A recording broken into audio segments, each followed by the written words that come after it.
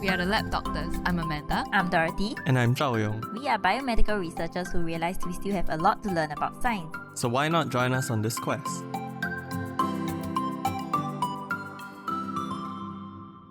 Hey everyone, welcome back to the Lab Doctors. So we have another episode of our TLDR format where we talk about one main thing, and this week we're talking about sugar in foods. Sweet! So where we got this article was from mainly Science Daily, so links are in the description if you're interested.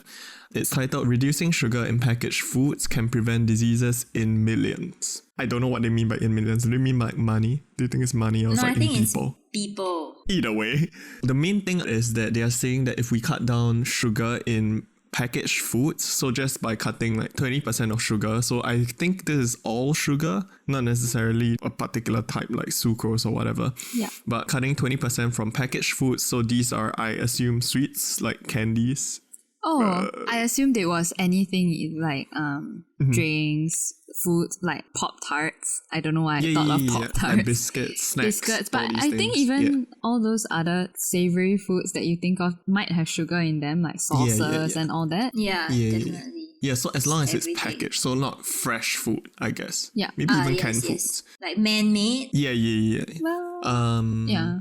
Yep, but 20% from packaged foods and 40% from beverages, so drinks are like even separate, could prevent 2.48 million cardiovascular diseases. So this includes strokes, heart attacks, and cardiac arrest, or basically, isn't that just heart attacks? Anyway, I don't know, I'm not a doctor.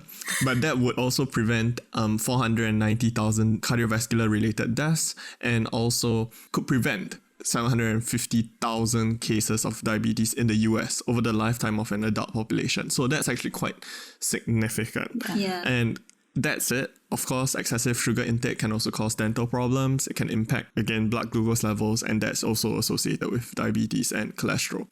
So all in all, reducing sugar in foods is generally considered good, and that's why I thought it was interesting to bring this up, because I wanted to find out whether or not like y'all think this is a good plan. Because I can foresee people being like, if I want to take sugar, let me take sugar. Like, don't change the taste of my foods. Personally, as I was thinking of this, I'm like, yeah, sure, why not? Because I really think that a lot of the canned drinks that we buy from the shops are super sweet. Like, I feel that they can just be a little bit less, and I don't think I would feel the difference. So to me, it's like just cut down on all the sugar, and it will benefit you as the manufacturer of all these drinks because you save on sugar costs. How sweet tooth can you be to want all these drinks that are super sweet? I have no idea, because actually they are not exactly asking for very little, so it's a 40% cut. So that's almost half already. Yeah, so I'm pretty sure it will affect taste. Like, I mean, for chrysanthemum specifically, right?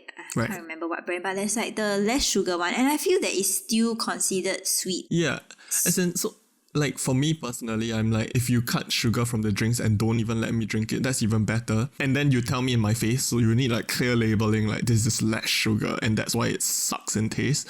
But imagine how much benefit you're getting. And I'll be like, yes, that's for me. I would go for that drink. And that's why I like Coke Zero, because the marketing just drew me in. Yeah. I like Coke Zero too. Yeah. I mean, it really does taste different to me than normal Coke.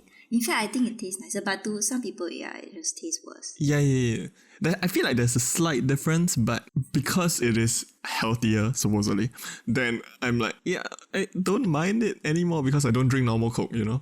I really don't like Coke Zero, as in the taste is super obvious to me. So what I think is I would rather drink half or a quarter bottle of Coke than drink one bottle of Coke Zero. Does that make sense? You can drink Coke less sugar. I don't like that also. Everything is just... No, but I feel like Amanda in general doesn't even like drinking Coke. So it's like if you put a gun to her head and ask her to drink... Yes. If Coke Zero and less sugar are the only options, I will take the Coke, but I won't finish it. And generally...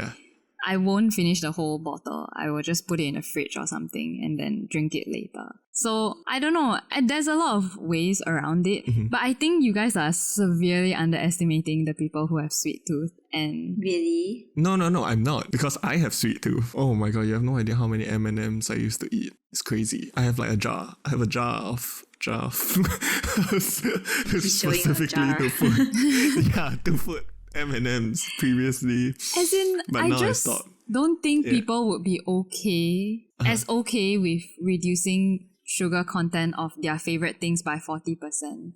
So I think that's what's holding manufacturers back. Capitalism, basically. Yeah, that's what I think. Because I'm totally on board with Dorothy's suggestion about just reduce it. Reduce so, because Coke is freaking sweet, but I don't like Coke less sugar. So what do? I add ice to the Coke and slightly wait for it less to melt. Yeah, but then I'm thinking, wait, sorry, is Coke less sugar really just less sugar, or do they use alternative sugars? I think they mix alternative sugars. Okay, I think alternative sugars is what I don't like about all the other variations of Coke. Yeah. But I do agree, Coke is sweet.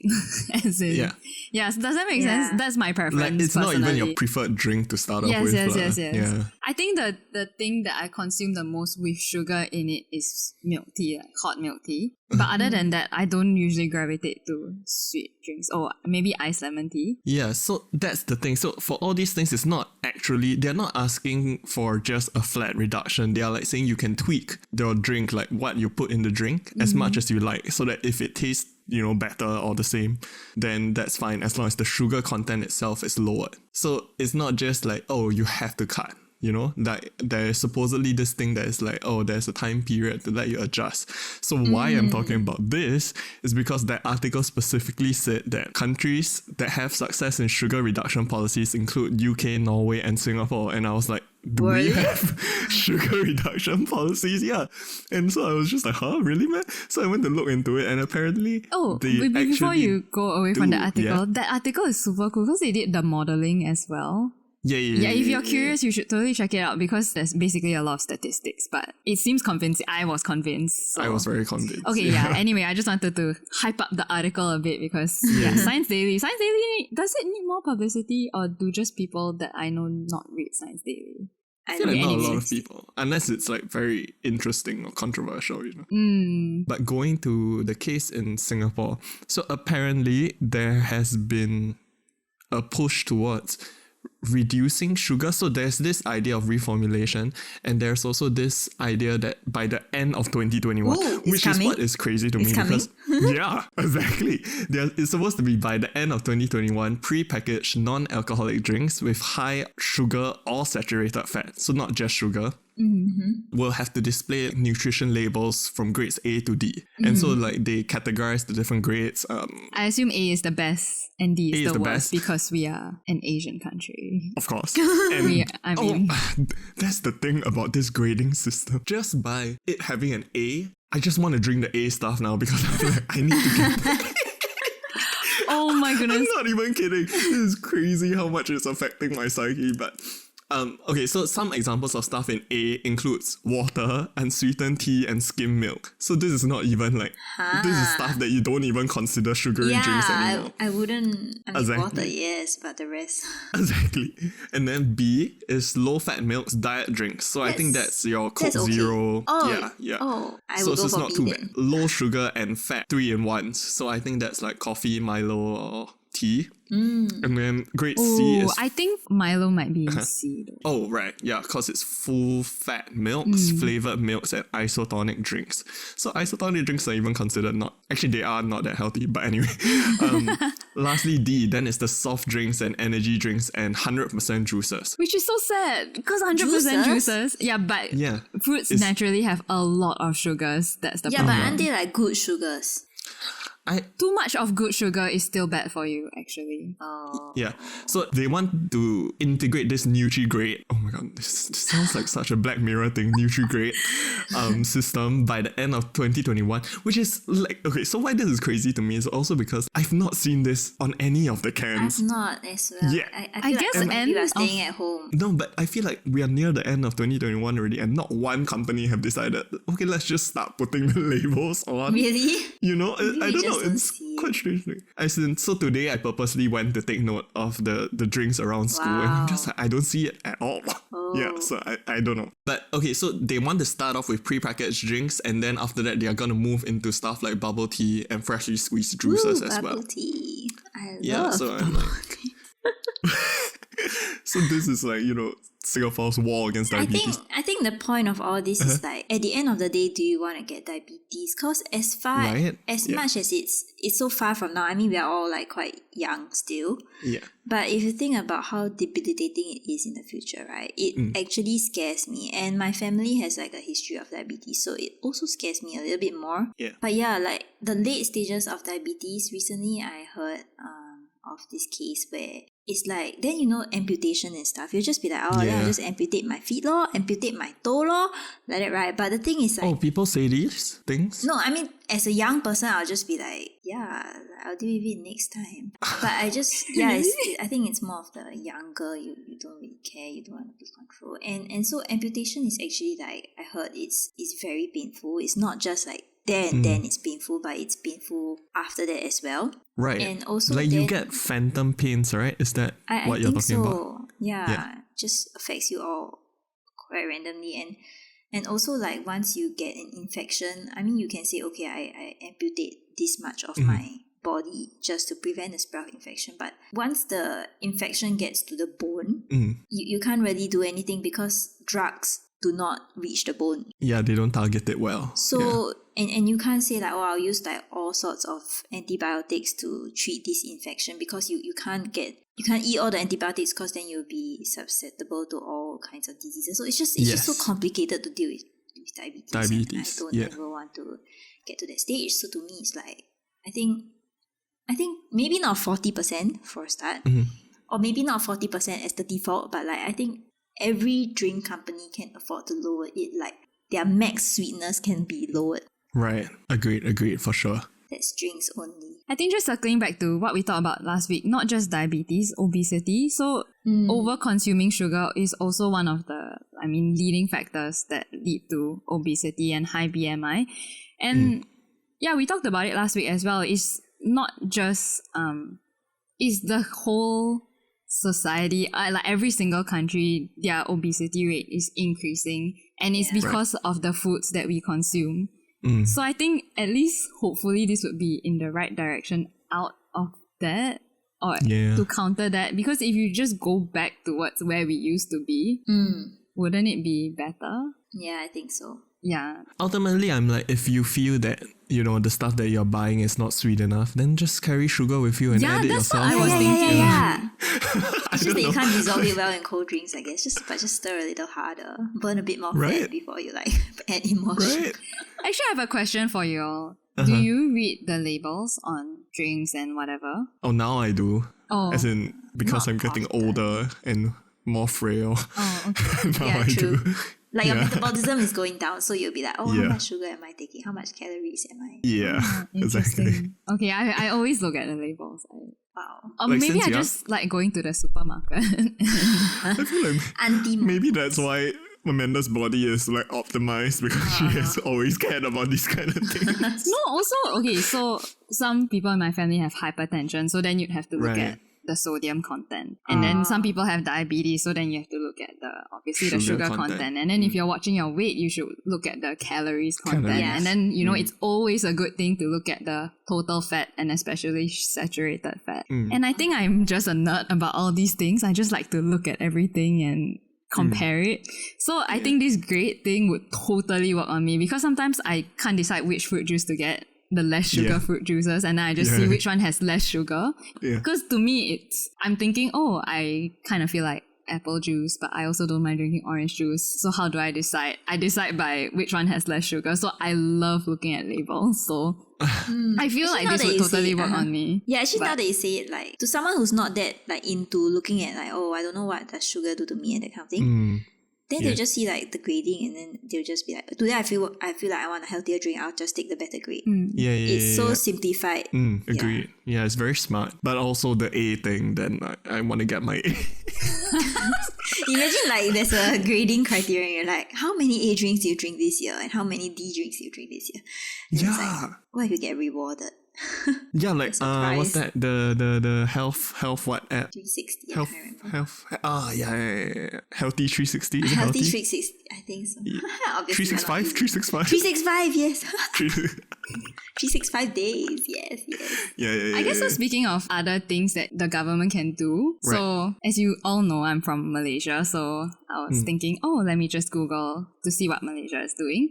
So apparently in 2019, they introduced this sugar tax. So long story short, they are taxing the manufacturers for a certain amount of sugar. So beverages like carbonated drinks that contain added sugar or flavor and other sweetening matter, which contains sugar exceeding 5 grams per 100 ml, will be charged 40 cents per liter. Okay, then for fruit juices and vegetable juices, it can contain about 12 grams per 100 ml, so it's slightly higher.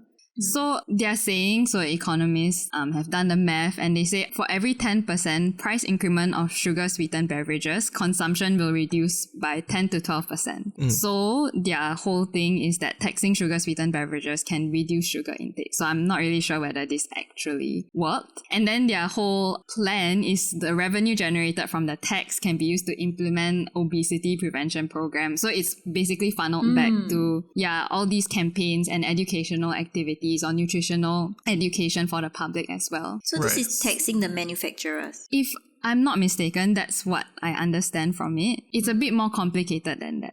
But so there's this sugar tax, and they said soft policy alone, so soft policy being the educational campaigns and saying, no to sugar or all those things, was found to be less effective in combating obesity and diet-related non-communicable diseases. Yeah. So this is like one of the ways that they are trying to, combat sugar intake. It has to involve money. To be effective. Mean, at some point, personnel controls can no longer work. Yeah. I guess, yeah. I'm just so curious whether it actually reduced consumption, because I don't know, maybe I haven't been back in a while, but I couldn't find any definitive report about whether the sugar consumption has decreased. But I did find an article in the newspaper saying that during the pandemic, the sugar consumption decreased. And I'm not sure if it's because people eat out less or are more watchful of it. But I think it differs a little bit if the tax is for the manufacturers and for the consumers. I mean, if manufacturers, then it will hopefully be like everybody reduces. It's a blanket reduction in sugar in your drinks. But if the increase in price is passed on to the consumers, and it's like, I only all the more sugary drinks are more expensive, then I would for sure drink less sugary drinks. Right. Yeah, I feel like eventually it would pass to the consumers because, I mean, as a business, you should charge accordingly. At least also, part of it. Yeah, that's one of the things that I wanted to talk about. So they said they wanted to make healthy drinks cheaper. And that's great. I guess less sugary drinks cheaper. So this is one of the ways they're trying to strike that balance. But I don't know if you all have ever been to the supermarket. The sugary drinks, carbonated drinks, all the unhealthy drinks are super duper cheap. And healthy drinks, even things like coconut water, which has no sugar and all those things, are not cheap. So I'm thinking, how? Sorry, I'm just very frustrated because sometimes I want to choose the healthier drink. But then inside I'm like, but it's kind of more expensive. So maybe I can just drink less of the sugary drinks. But then I will still get the sugary drink. Then what's the point? I was just a bit... I don't know how long it will take to implement and how long it will take to actually affect my life, Right? So that's the thing, because I think 2030 is the year that apparently Singaporeans are predicted to be like 1 in 3 would get diabetes. What? 1 in 3? Something like that. I think it's 2030. Between the 3 of us, one out like this. Yeah. I doubt any of... yeah. But so, like by 2030, so I don't know whether or not these policies would have such a big impact by then. Hopefully. But I feel like they are. I feel like in general people are more aware of sugar in foods. Yeah. I don't know if this episode helped you guys, but I think I will reduce my intake of sugary drinks, because I think recently I've been a bit stressed, so I just YOLO and drink a lot of sugary drinks. I think I would buy the grade B drinks. A is unachievable for me, but B. Yeah, I agree. Like the minimum is B. I can't go to C. C is it's just bad grade. C is what again? Full fat milks, flavored milks, or isotonic drinks. Oh, but I like after you run, you want to drink isotonic though. I feel like isotonic drinks are fine if you exercise. Yeah. Okay. Yeah. Because actually their salt and sugar content is quite high. That you need to replace what you have. Yeah, but because it's replenishing, so if you exercise, I think it's actually not too bad. And as usual. And as usual, follow us on Spotify and subscribe to our YouTube channel. A like and a comment would really help us out. You can also follow us on our social media, Instagram, Twitter, or Facebook, and feel free to DM us any questions. Alternatively, you can email us at thelabdoctors@gmail.com. You can check out this episode description for all the links to the articles that we've talked about. And please share it with your friends and family. Thank you. Less sugar, but stay sweet. Oh, that's a good one. Nice. Bye.